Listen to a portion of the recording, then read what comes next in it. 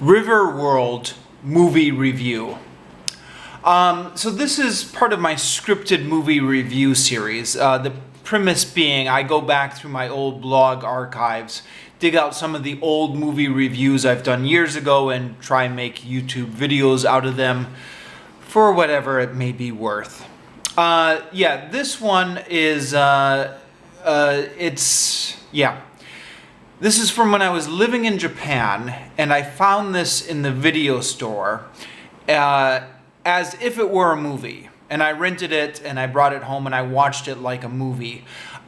It's not really a movie, or I don't know, I guess it depends on what your definition of movie is. What it is a TV pilot for a TV show that never got greenlit, but it was being it was being presented in the video store I was in Japan as if it were a movie, and I think it's being. I think you can still get this on Netflix or something nowadays as if it were a movie. So yeah, I guess sometimes the line between feature film and TV miniseries or TV pilot gets a little bit blurred. Anyways, I'm going to give some background on this. This may not be of interest to anyone else, but it's interesting to me. I saw this movie video, Riverworld, and I thought, is this what I think it is? This is a movie TV pilot based on a series of books, and this series of books is rather infamous in my group of friends. So the backstory.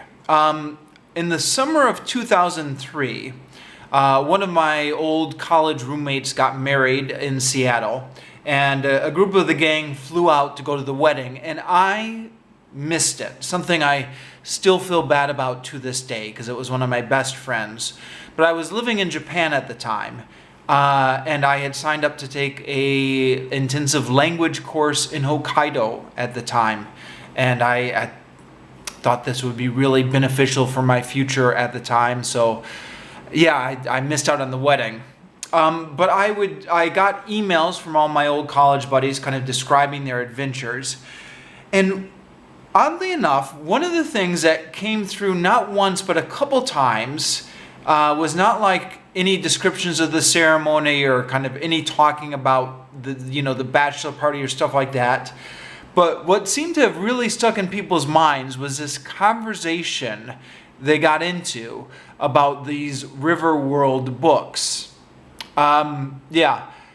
So I guess the old college gang, the group of guys here, is a mixture of personalities. And at least in my college experience, we kind of formed friendship kind of based on the dormitories. So like a bunch of us who were all living on the same floor in the dormitory became friends just because we were all kind of in the same area. So it was a little bit different than high school. Like in high school, you kind of become friends with people who are like you. Here, you just kind of become really good friends with the people who are around, and tends to have a much different mix of personalities. So a couple of the guys, one in particular, was just bookworms. Like they were really into books. They were just reading all the time. Now, I myself have always been a bit of an introvert, and I guess you could call me a bookworm. But I was going through this phase when I was in college. I had been like an introvert all through high school, and I've been kind of. I'm ashamed to say I never was as literary as a lot of other people. Like I didn't get through a lot of books. I was more like into Star Trek and watching TV and comic books and kind of I guess I was a dumb geek as opposed to like a more intelligent geek who actually read a lot of books.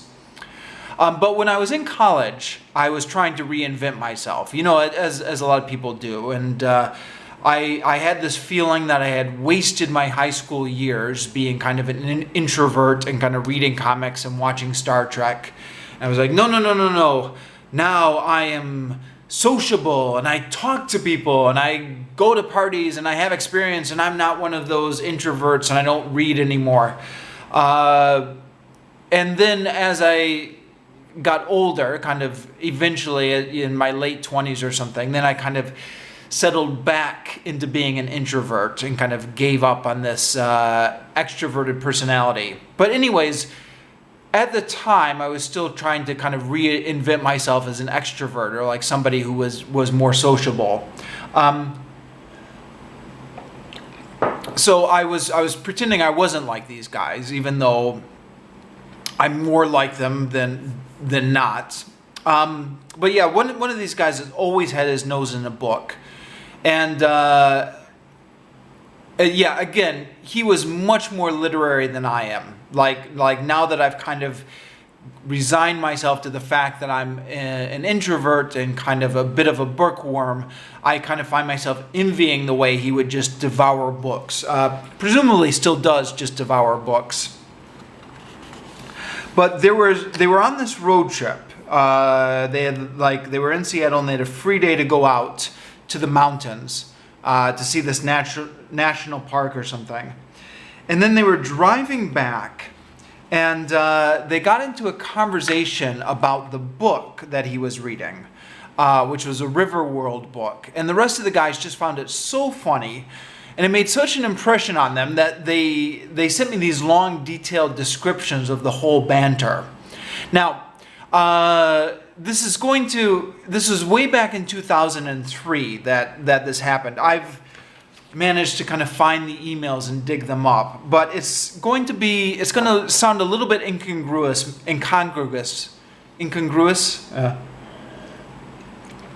Possibly me reading it now, because I'm middle-aged now, and you can kind of see the lines in my face. I look a lot older. To put this in context, you've got to imagine that this is a bunch of people in their early mid-20s who are kind of at that age where you do a lot of banter and you kind of pick up on somebody's idiosyncrasies or kind of the oddities about somebody, and then you just kind of everybody kind of attacks and jokes about it. It kind of becomes like the joke of the day, which is something I think you grow out of, which is why it's going to seem a little bit strange me reading this now with me looking. You can see my face. I'm not a young man anymore. But imagine that a young man was writing this, or that a young man was reading this, because I actually didn't write this. This was emailed out to me. So, one of our free days, we decided to drive down to Mount Rainier. This is the email that my friend had sent to me. This was a bit longer of a drive than we anticipated, and we pretty much spent the entire day in the car. And mind you, we are not small guys. Well, I am, but Cakes and Ribs and Gherkin, these are nicknames of the gang, are wide people. Sir Gurks drove the entire way, and we all fought each other to stay out of the bitch spot, which is the middle back seat. Well, on the way back from Mount Rainier, Bear was reading one of his fantasy books and was being pretty unsociable. So Matt started teasing him a bit and saying stuff like, "Why don't you read us a small passage from that book, Bear? You're always reading these books, and I would just earnestly like to hear a paragraph." And Bear would say, "No, I don't think so, Matt." And then we all started ribbing him. "Come on, Bear, we're not making fun of you, just a little sentence." But the whole time fighting so hard to keep from busting out laughing. So, after losing the battle of him reading to us, we started asking him questions about the book. And he would get really defensive, saying things like, "It's just like normal life, except it's in this world. There's one river that's like 1,000,000 miles long, and it runs all over the planet." "So what's the point, Bear? Just normal life with the river?" "Yes, now leave me alone." "So where do these people live?" They live on the river. So they can live anywhere else? No, because there's huge cliffs along the river. So why don't they just climb up the cliffs? Because there's not enough minerals to make tools. And then he just would shake his head at us like we were all stupid or something.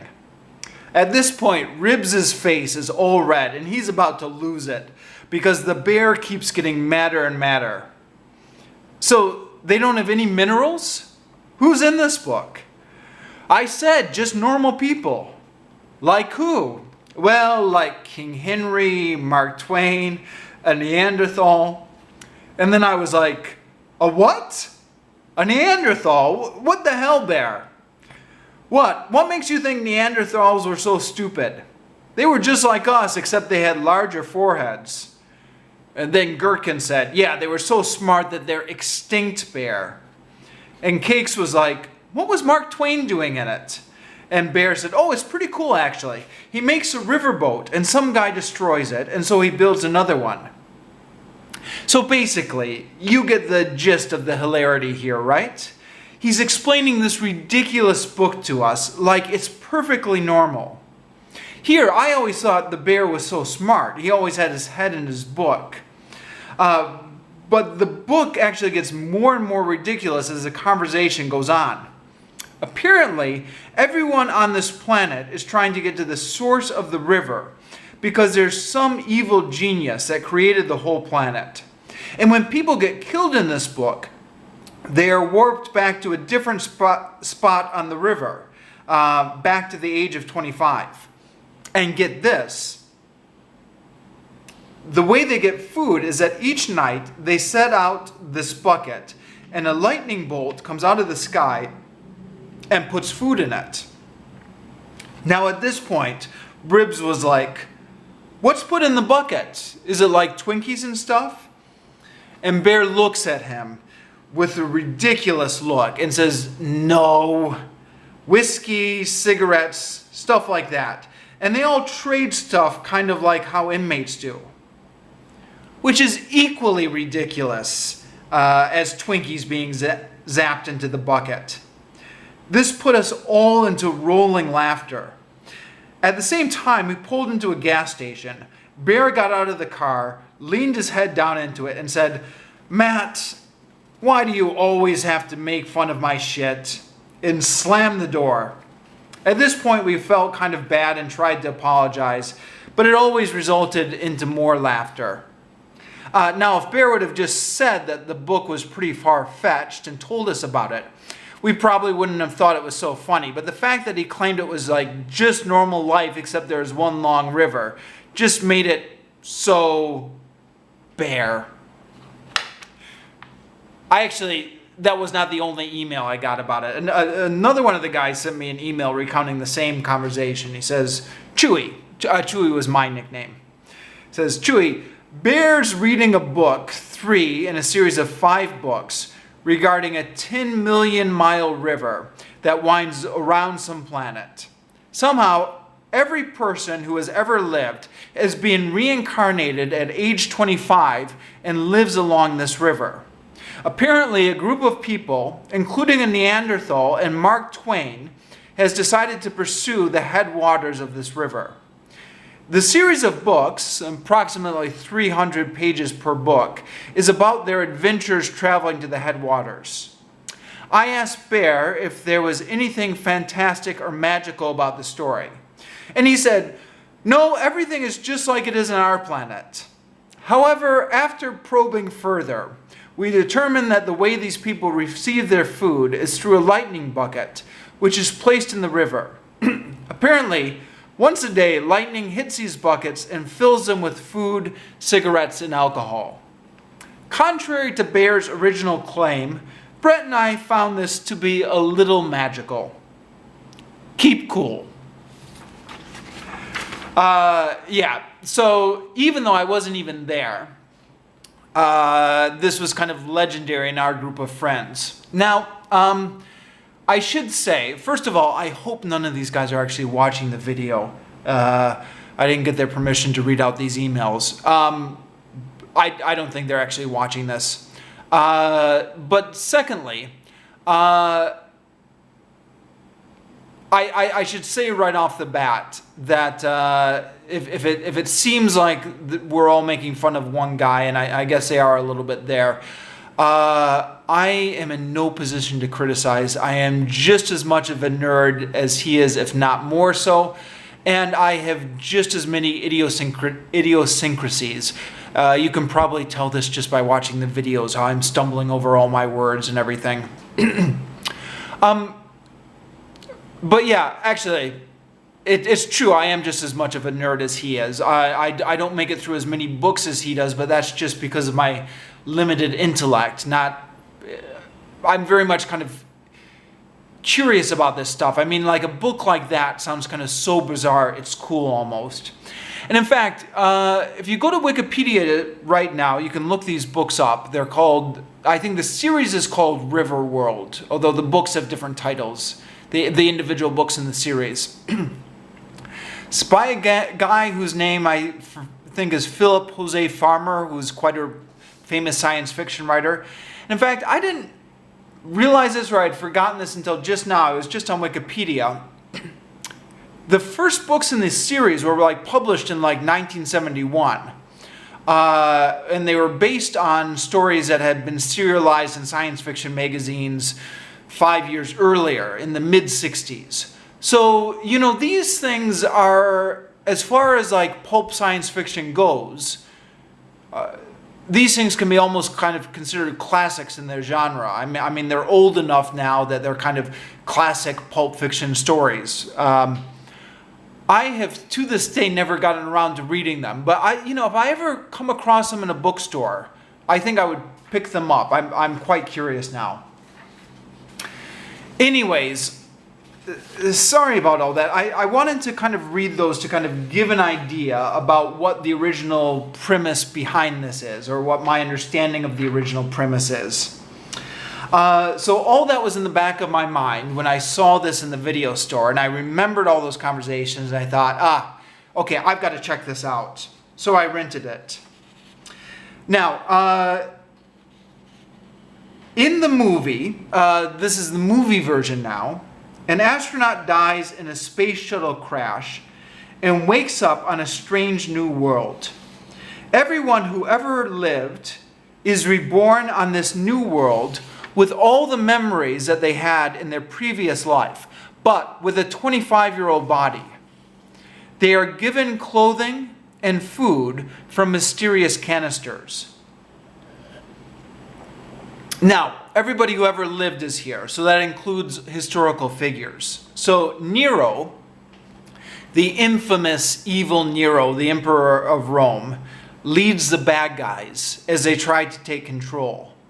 Mark Twain leads a group of rebels who construct a riverboat and want to sail up the river to find out what is the source of this strange river and what is the meaning of the planet.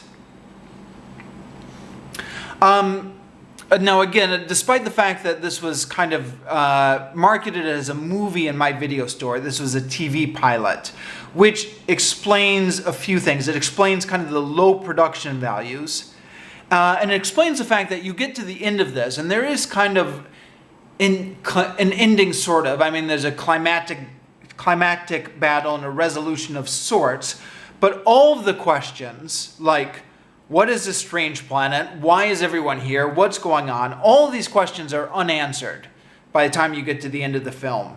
Maybe if the television series had been greenlit, they would have answered some of the questions. Despite the low production values and a lot of technical goofs here, for example, day suddenly turning into night, etc., I've got to say that it was a lot more interesting than many of the better funded, big budget Hollywood blockbusters that I've seen in my time. And I know the plot is absolutely ridiculous, but it's kind of fun at the same time. I mean, it's kind of fun to imagine what would happen if all people from history all woke up at the same river at the same time. Maybe it's a shame that this never got picked up and made into a TV series, but I guess I'll just have to pick up the books. Now, if you're a history nerd like me, there's a lot to nitpick about this. The bad guy is Nero here, but he's got absolutely no resemblance to the historical Nero, other than the fact that he's not a nice guy, and the historical Nero was not a nice guy, but that's where the similarities end. The Nero in this movie is like a buff, macho man. He's fearless, an excellent fighter. He's admired as a fearless leader by his men, and he has dreams of conquest and an empire. The historical Nero was nothing like that. He was a fat mama's boy who had to rig the athletic contest so he could win. He abandoned the running of his empire so he could focus on the arts.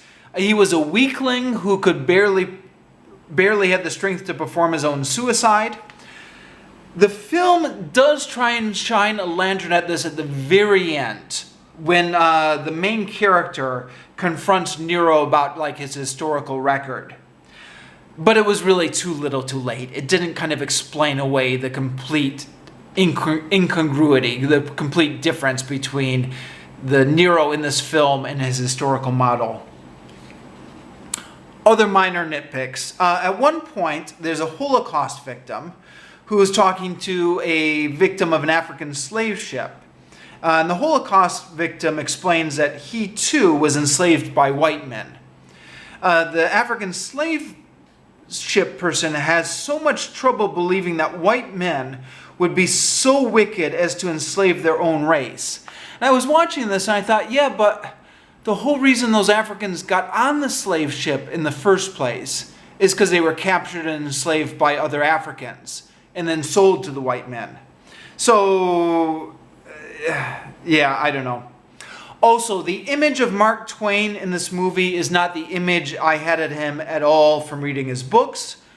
But I guess some of this stuff is open to interpretation. Like, you know, my image of Mark Twain might be different than the filmmakers, and that's legitimate. Also, given that everyone wakes up in this strange planet completely naked, I mean, they're given clothes and they're given food, but that's about it. I had a hard time believing that they could construct all the weapons and buildings they have. Now, the explanation that's given is that some people have been in this river world for longer than others. Apparently, some people had been there for as long as 10 years by the time our hero kind of starts. But I don't know. I mean, would 10 years be enough time to mine all the metals and construct all the swords and armors and kind of build the forges and the metalworks that would be required to? I actually don't know. Would that be enough time? I mean, how much time do you need to establish a technological civilization? Technological in the sense you're meaning Bronze Age technology, but still. Much less the elaborate post-industrial revolution steamboat that Mark Twain and his friends built in this movie. I don't know. If you don't question the small stuff, it can be an interesting 2 hours. Quick addendum here. If you look at Wikipedia, Wikipedia kind of highlights some of the differences between the books and the movie. Again, I haven't read the books, but just going off what Wikipedia says here. Nero was not the bad guy in the books. Apparently it was King John, which might explain why the Nero in this movie is nothing like the historical movie.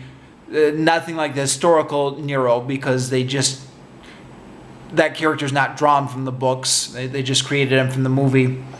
Also, apparently in the books, the main character was Sir Francis Richard Burton, a real historical figure, an explorer in Victorian-era Britain. Well, from Victorian-era Britain. He was an explorer kind of in Africa and the Middle East and stuff like that. In the movie, they just have him be like a generic American astronaut. And I'm not quite sure why they did that. I guess they figured it's an American audience. They're not going to know who Sir Francis Richard Burton is. So just have it be some sort of all-American astronaut to sell to the American audiences. It's a pity. Sir Francis Richard Burton would have been much more interesting than just this generic astronaut guy. But yeah, whatever, I guess. I'm going to have to pick up the books and read the books if I want the real experience.